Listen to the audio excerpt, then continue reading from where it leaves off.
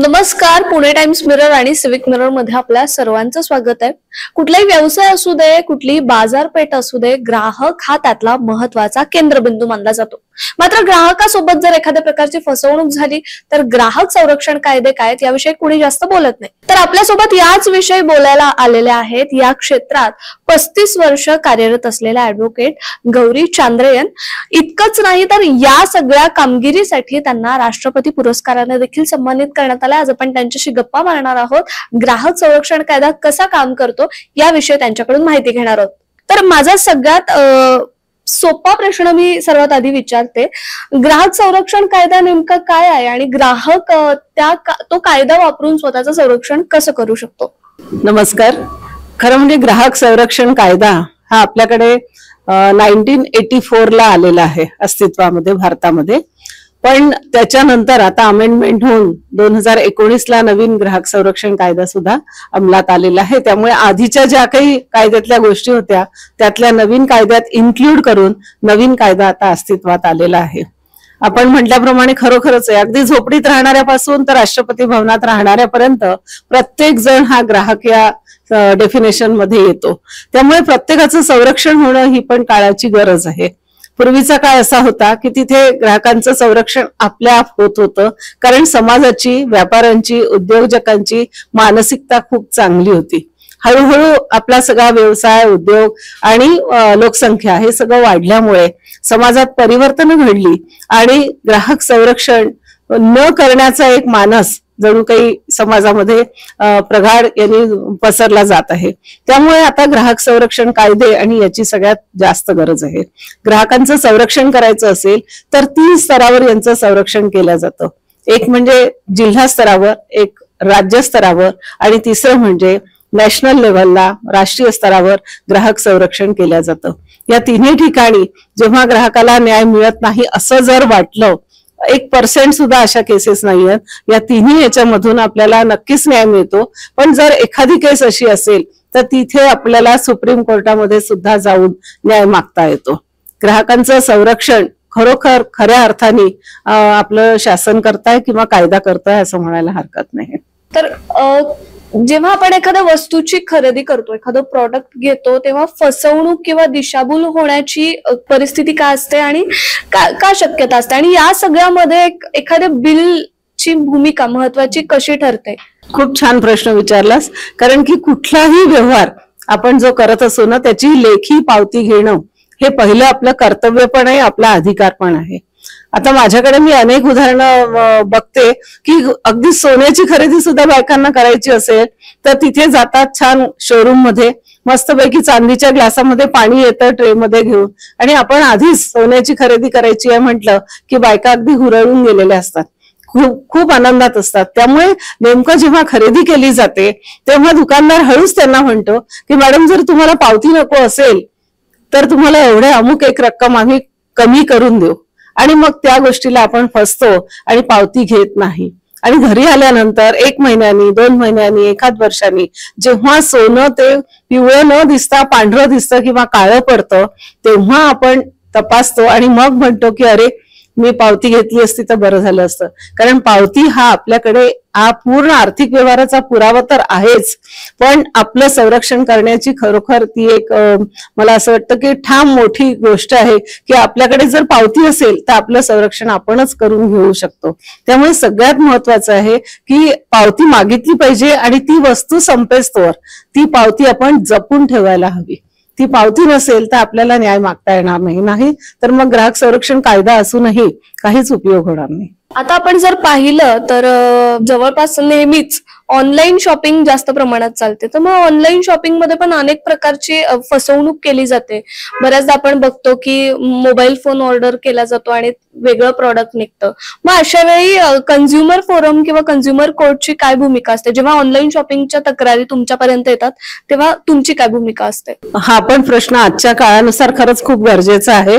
कारण कित्येक केसेसमध्ये मी बघितलं की आपल्याला जेव्हा आपण मोबाईल मागवलेला असतो तेव्हा साबणाची वडी आलेल्या केसेस आहेत आणि सेम वजन असतं, त्याच ह्याचं असतं. त्यामुळे आणि म्हणून मला असं वाटतं की शक्यतोवर ज्या गोष्टी तुम्हाला खूप महागाच्या आहेत किंवा स्वतः तपासून घ्यायच्या आहेत, अशा सगळ्या गोष्टींची खरेदी ऑनलाईन करणं आपण टाळायलाच हवं.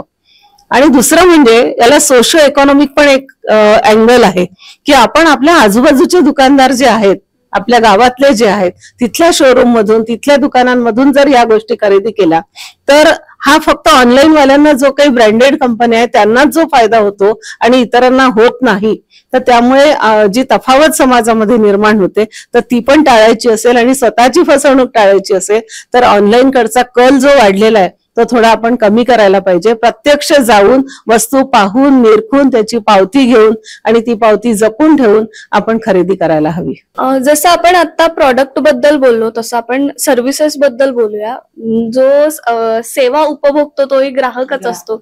एक उदाहरण द्यायचं झालं तर वैद्यकीय सेवांमधून वैद्यकीय सेवा घेऊनही अनेक प्रकारच्या तक्रारी तुमच्यापर्यंत येतात. तर या वैद्यकीय सेवांचा एकूण एक अनुभव कसा होता आणि त्याविषयीची भूमिका, ग्राहक संरक्षण कायद्याची भूमिका या वैद्यकीय सेवांविषयी म्हणा किंवा एखाद्या रेस्टॉरंट मध्ये गेलो आपण आणि तिकडे काही खरेदी केलं आणि आपल्याला आवडलं नाही किंवा त्याविषयीची तक्रार असेल, एखादी सेवा घेऊन त्याविषयीची तक्रार असेल तर ग्राहक संरक्षण कायदा काय सांगतो त्या तक्रारींबद्दल? छान प्रश्न विचारला.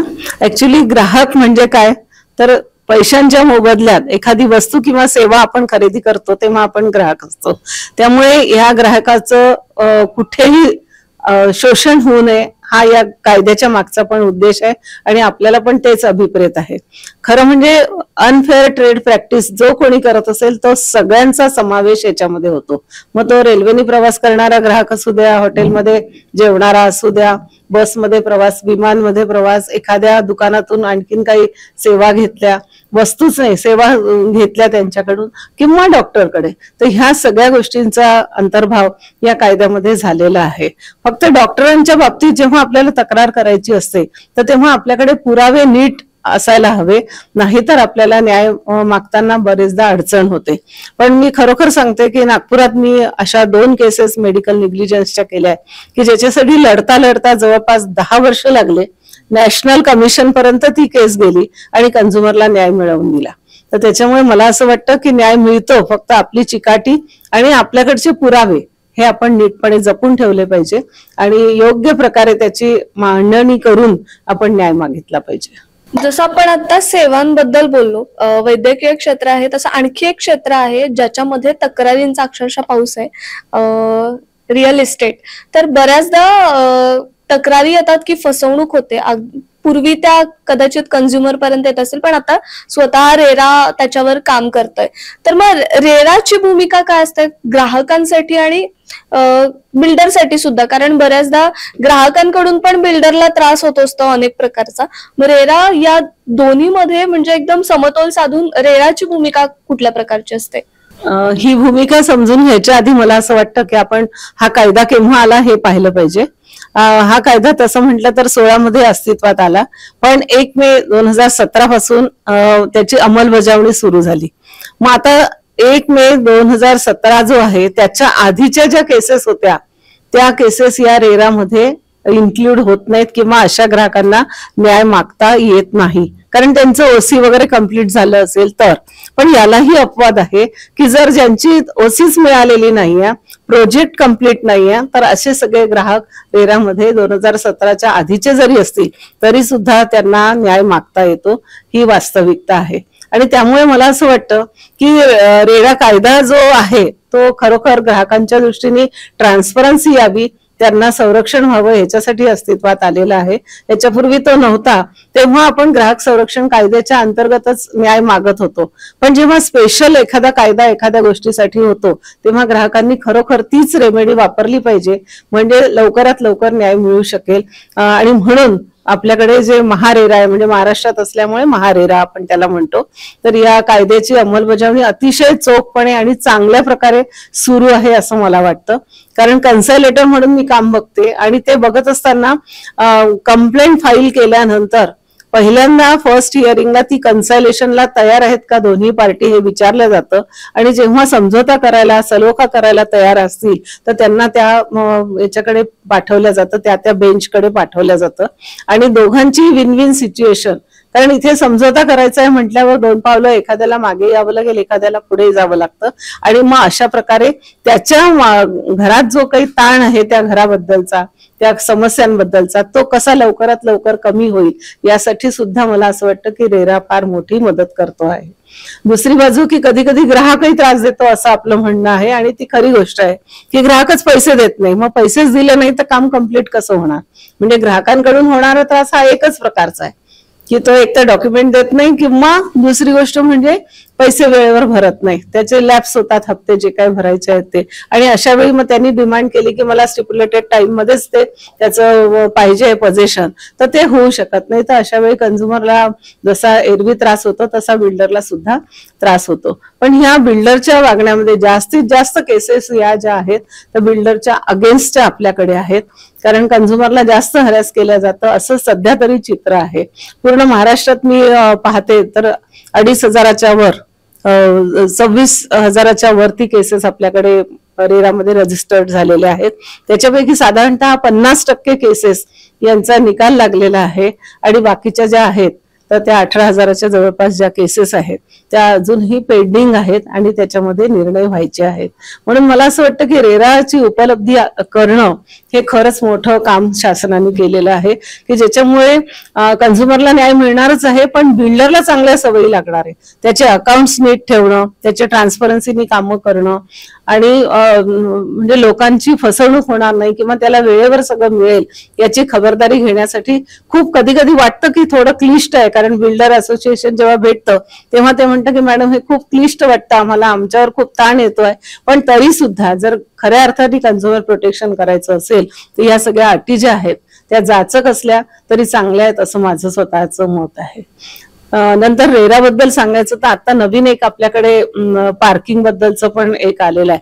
पार्किंग मध्ये इतकं सुंदर त्यांनी स्पेसिफिकेशन सांगितलंय की किती बाय कितीचं पार्किंग राहणार आहे, त्याची हाईट किती राहणार आहे, त्याचं लोकेशन कुठे राहणार आहे, हे सगळं आता एग्रीमेंट मध्ये त्यांनी नमूद करायला हवं. कारण मॅक्सिमम केसेस मला पार्किंग नीट मिळालं नाही, सांगितलं ते मिळालं नाही, अशा सगळ्या हे होत्या. दुसरी एक तक्रारीचं मॅक्सिमम मी जे पाहिलं ऑब्झर्व करते आहे महाराष्ट्रामध्ये तर ते हे आहे की अम्युनिटीज ज्या ज्या कबूल केल्या त्या त्यांनी पूर्ण केलेल्या नाहीत. तर म्हणजे समजा आता म्हटलं असेल की 1, 2, 3 विंग आहेत, एखाद्या बिल्डर बांधतो आहे आणि तो काय करतो की एक विंग झाल्याबरोबर यांना पोझिशन घेऊन त्यांना देतो, पण बाकीचं क्लब हाऊस आहे, बाकीच्या अम्युनिटीज ज्या आहेत त्या 3 विंग झाल्यानंतर तो देतो. त्यामुळे 5-6 वर्ष जर त्या एखाद्या प्रोजेक्टला त्याला लागत असतील तर सुरुवातीला ज्यांनी पैसे पूर्ण भरलेले आहेत किंवा जे राहायला आलेले आहेत त्यांना याचा फायदा होत नाही. तर त्याच्याही बद्दलचा आता एक निर्णय होणार आहे लवकर, त्याच्याबद्दलचा ड्राफ्ट तयार केला आहे MERCनी आणि सगळ्यांना त्याच्याबद्दलचे ओपिनियन त्यांनी मागितलेले आहेत. पण ते जर झालं तर मला असं वाटतं की खऱ्या अर्थाने ग्राहक सुखी होणार आहे की स्वतःच्या घराचा आनंद घेईल, आणि जाहिरात जी करून त्यांनी जे केलेलं आहे की ह्या इथे हे राहणार आहे त्याचं खरंच इम्प्लिमेंटेशन होऊ शकेल. तर रेरा अंतर्गत वरिष्ठ नागरिकांसाठी काय सुखसुविधा केल्या जाणार आहेत, आणि त्यांचा कुठला न्याय मागायचा असला तर ह्या कायद्याअंतर्गत काही न्याय मागता येतो का? वा सर, खूप छान प्रश्न विचारला. कारण खरंच आपल्याकडे ज्येष्ठ नागरिक जे आहेत किंवा त्यांच्यासाठी असलेले हॅपी होम आहेत. घरात तर काय आपण प्रत्येक जण आपल्या आई वडिलांची, म्हाताऱ्या लोकांची काळजी घेत असतो, पण जे हॅपी होम म्हणून पैसे वसूल करतात आणि तिथे आपण आपल्या ज्येष्ठ नागरिकांना ठेवत असतो, तर त्यांच्यासाठी सुद्धा एक खूप चांगलं त्यांनी योजना आखलेली आहे. आणि त्याच्यामध्ये काय काय अम्युनिटीज त्यांच्यासाठी इसेन्शियल आहेत, इसेन्शियल शब्द वापरला आहे की अत्यंत आवश्यकच आहे की सगळ्या ठिकाणी घरात म्हणजे त्या हॅपी होम मध्ये येताना स्लोप असले पाहिजे, कठडे असले पाहिजे, व्हीलचेअर तिथून गेली पाहिजे, त्यांना लागणारं वॉकर आहे त्याच्यासाठी स्पेस असली पाहिजे, व्हरांडे मोकळे पाहिजे, अशा अनेक गोष्टींची सुविधा, त्यांचे लॅट्रिन कसे असले पाहिजे, त्यांना तिथे जाता येता, त्याच्या इव्हन टाईल्स सुद्धा कशा लावल्या पाहिजे की जेणेकरून घसरून ते पडणार नाहीत. तर इतक्या सगळ्या बारीक गोष्टींचा रेरांनी विचार करून या ज्येष्ठ नागरिकांसाठी ही सोय केलेली आहे. त्यामुळे मला असं वाटतं की सर्वसमावेशक आणि सगळ्या ग्राहकांचा विचार करणारा असा हा कायदा झालेला आहे आणि त्याचा फायदा खरोखर सगळ्यांना होतो आहे. आता बोटावर मोजण्यासारखे अपवाद प्रत्येक गोष्टीलाच असतात, त्यामुळे ह्याही गोष्टीला अपवाद असतील. पण खऱ्या अर्थाने म्हटलं तर खरोखर सगळ्यांचं प्रोटेक्शन करणारा हा महारेराचा जो आपला कायदा आहे तो खूपच चांगला आहे.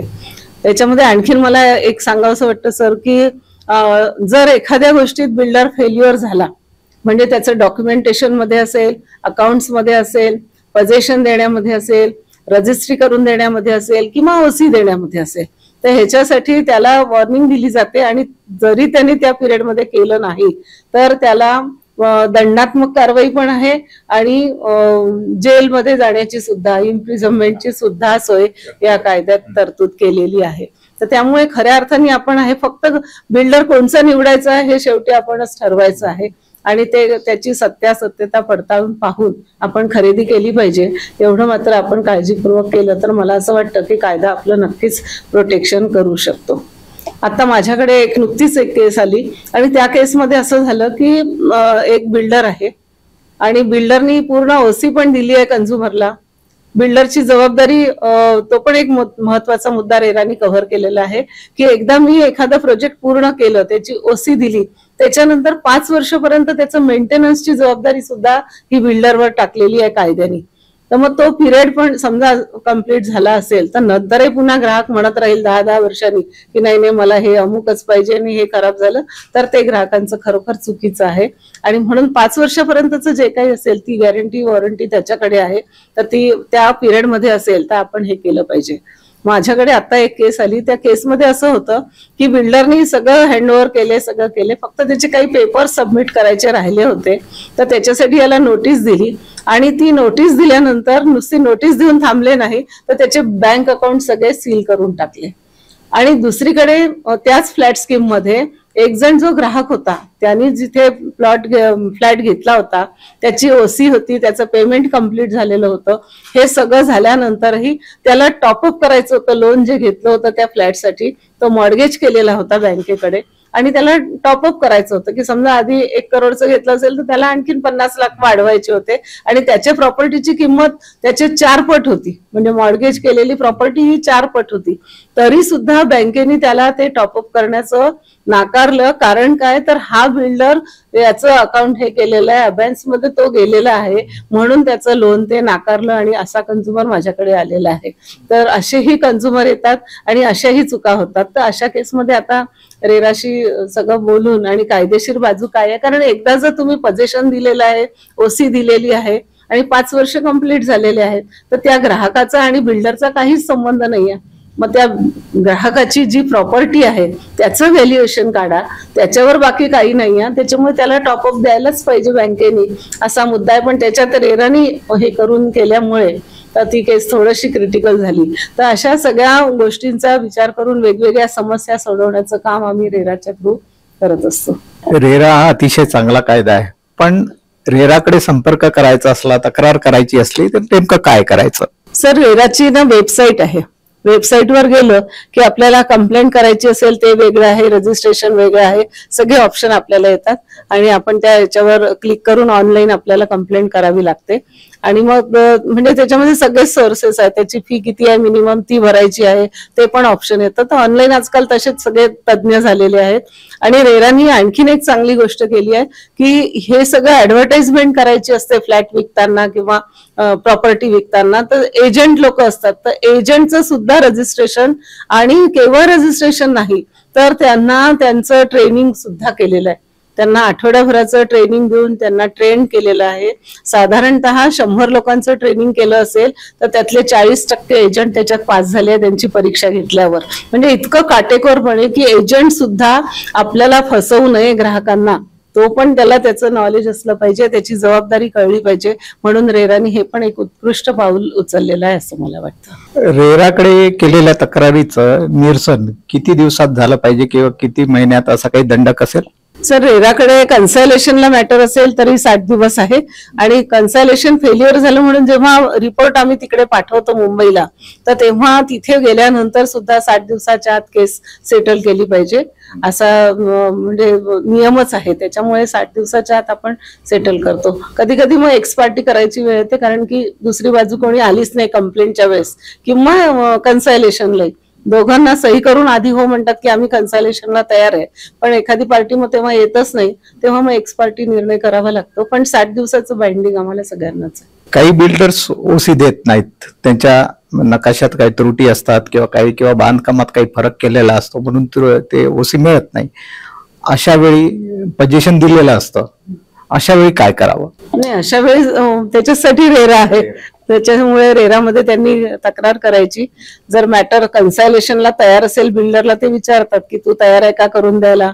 ओसी जर मिळणार असेल लगेचच तर तो मग तेवढा टाइम मागतो आणि कन्सायलेशन मध्ये आपण ती सक्सेसफुली झाली म्हणून डिक्लेअर करतो. पण जर तिथे नाही झाली तर मग कंप्लेंट मध्ये जातं. मग त्यांनी काय त्याच्यात लॅक्युना आहेत, यांनी खरंच किती इलिगल काम केलं आहे किंवा एक्स्ट्रा काम केलेलं आहे, एन्क्रोचमेंट काय केली आहे का, हे सगळं तपासल्या जातं आणि मग त्याला पनिशमेंट होते. माझा एक प्रश्न होता की रेरावरती किंवा एखादी प्रॉपर्टी आपण जेव्हा सर्च करतो किंवा एखादी जाहिरात बघतो त्याच्यामध्ये रेराचा रजिस्टर नंबर बिल्डरने प्रोव्हाइड केलेला असतो, तर तो रेराचा रजिस्टर नंबर ग्राहकासाठी कसा फायदेशीर ठरू शकतो?